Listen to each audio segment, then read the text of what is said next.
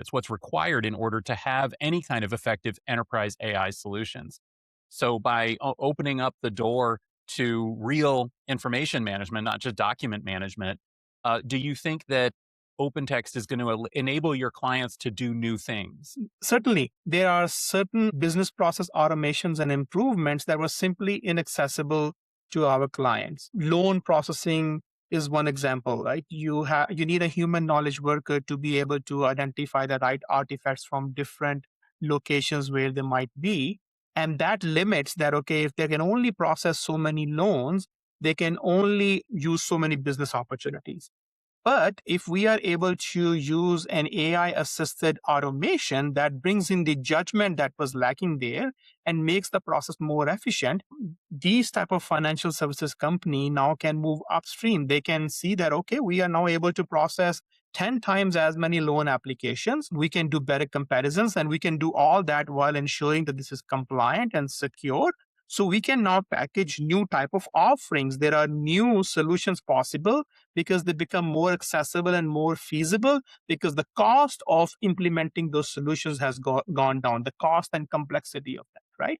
So I think we will see a new round of innovation in each of our business domains where certain ideas, innovation that was simply not accessible is more feasible now. Yep, absolutely. You mentioned some of these new use cases. I think one of the most interesting things that we've seen is the ability of whether it's your clients or other customers out in the market, is the ability to take these processes and then see them linked throughout an entire workflow chain. So we're not just Yep. talking about processing an invoice. We're talking about being able to use agentic technology to further automate across that entire process from invoicing to fulfillment and actually all the way to service. And what that does, that really kind of multiplies the impact of AI across that entire flow, and then ultimately will help that organization, achieve whatever its particular outcome that they're seeking, whether it's greater efficiency, greater accuracy, more visibility, and those are certainly important when we look at regulated industries where there's a lot of scrutiny around the use of AI. And when it comes to making that information available for agentic decision making, of course, context graph comes in because when we make those decisions, we don't just need a system of record where we have access to an artifact.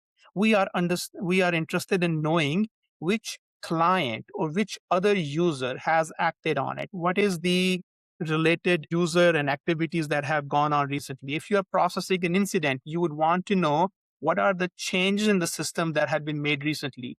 All those individual pieces of information do exist. They have always existed as system of records. What's missing is our ability to build a knowledge graph from this information that allows us to traverse this data intelligently, but without having to statically define it.